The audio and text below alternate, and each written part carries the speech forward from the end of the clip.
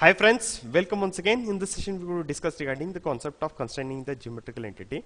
You can observe here in the earlier session also we saw we can move the geometrical entity from one place to another place. We can also change the endpoints. You can see here either I can increase the length or decrease the length by altering the endpoints. You can see nothing is stable here. These two endpoints are not stable. This whole geometrical entity is unstable.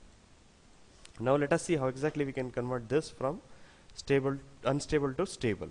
So this can be achieved by two ways. One is by using the dimensions, providing dimensions.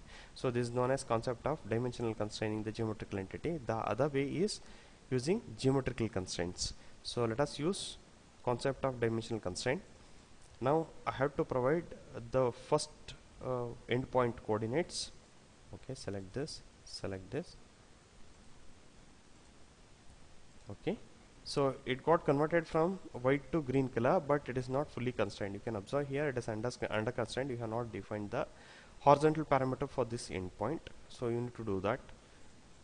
So select the dimension. Okay, provide the dimension for this. If you want to alter, you can alter. So this also if you want to change, you can change.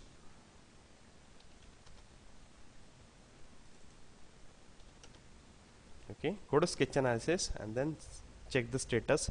It is constrained. Now try to alter this. You cannot alter the length by pulling this, by modifying this endpoint. You cannot change the length by modifying this endpoint. You cannot move this geometrical entity, so you cannot alter this. So it is fully stable. It is highly essential to maintain the stability of the geometrical entity, because whatever you are going to draw after this, you should ensure that they are also stable. So in order to make them stable, your initial entity must be stable. Either you can provide the horizontal dimension, or otherwise you can provide one more coordinate for this from the reference. So that is by this way you can do this. So you can observe here this is fully constrained. So the other way is using the geometrical concept. Actually provide the geometrical concept. So geometrical constraint, just select this and then use this. You can observe here constraint definition is there. You can provide the length if required, otherwise just say fix. Now you cannot alter this. However, you can move the endpoints. You can define the endpoints for this particular thing. Okay, select this, then provide the length and then define the endpoints. So this is combination of dimensional as well as a geometrical constraint.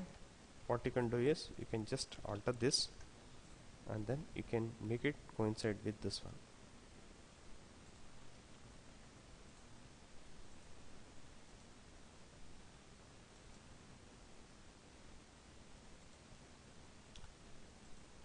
Okay, so this is the one way of constraining using the combination of dimensional as well as a geometric constraint. Using these two concepts, I have constrained this. I have coincided this point with the origin 0, 0, and I have given the length. So by this way also you can constrain the geometrical entities. So using dimensional constraint or using geometrical constraint or combination of dimensional or geometrical constraint, you can constrain a standard element. That's all for today.